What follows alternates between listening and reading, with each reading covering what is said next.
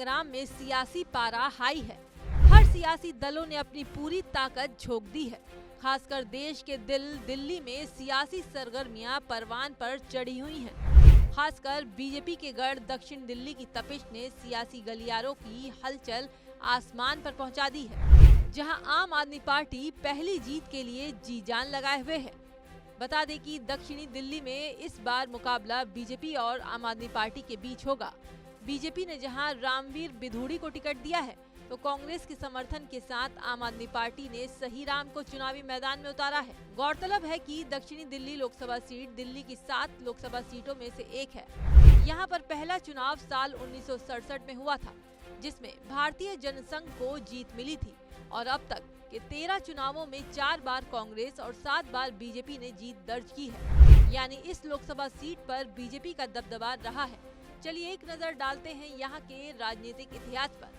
दक्षिणी दिल्ली लोकसभा सीट पर 1967 में हुए पहले चुनाव में भारतीय जनसंघ के बी मडोक ने जीत हासिल की। हालांकि 1971 में कांग्रेस के शशि भूषण सांसद बने, लेकिन आपातकाल के बाद 1977 में हुए चुनाव में बीएलडी के विजय कुमार मल्होत्रा की जीत हुई, जिसके बाद 1980 में चरणजीत सिंह ने फिर कांग्रेस की वापसी कराई। फिर 1984 में ललित माकन ने दोबारा कांग्रेस को जीत दिलाई, लेकिन 1991 में बीजेपी की धमाकेदार एंट्री हुई। 1991 में मदन लाल खुराना, 1996 में और 1998 में सुषमा स्वराज और 1999 और 2004 में विजय कुमार मल्होत्रा ने बीजेपी को लगातार 5 बार जीत दिलाई। हालांकि 2009 में कांग्रेस के रमेश कुमार ने बीजेपी का विजय रथ रोका, लेकिन 2014 और 2019 में रमेश बिधूड़ी ने फिर से बीजेपी की धमाकेदार वापसी कराई। हालांकि इस बार बीजेपी ने रमेश बिधूड़ी का टिकट काटकर रामवीर बिधूड़ी को दिया है। रमेश बिधूड़ी वही है जिन्होंने लोकसभा में दानिश खान के खिलाफ अपशब्द बोले थे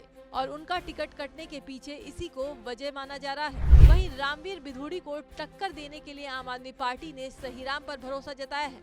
यहाँ का जातीय समीकरण देखें तो करीब 23 लाख मतदाताओं वाली दक्षिणी दिल्ली सीट पर करीब 32% ओबीसी मतदाता हैं, 17% अनुसूचित जाति के मतदाता हैं, तो 19% गुर्जर मतदाता है, 8% ब्राह्मण मतदाता और 7% मुस्लिम मतदाता है। वैसे तो दक्षिणी दिल्ली की लोकसभा सीट पर बीजेपी का दबदबा नजर आ रहा है, लेकिन इस इलाके की विधानसभाओं पर नजर डालें तो आम आदमी पार्टी की ताकत का अंदाजा लगा सकते हैं। बता दें कि दक्षिणी दिल्ली लोकसभा सीट के अंतर्गत विधानसभा की 10 सीटें आती हैं, जिनमें 9 सीटों पर आम आदमी पार्टी का कब्जा है और सिर्फ एक बदरपुर सीट पर बीजेपी विधायक है। ऐसे में कांग्रेस के समर्थन के साथ आम आदमी पार्टी दक्षिणी दिल्ली में बड़ा उलटफेर करने की क्षमता रखती है। और तो और अब अरविंद केजरीवाल भी जेल से बाहर आ गए हैं, जिससे आम आदमी पार्टी में और उत्साह बढ़ गया है। ऐसे में आपको क्या लगता है, दक्षिणी दिल्ली में आम आदमी पार्टी अपनी पहली जीत हासिल कर पाएगी या बीजेपी अपनी जीत की हैट्रिक लगाएगी? ये हमें जरूर बताएं।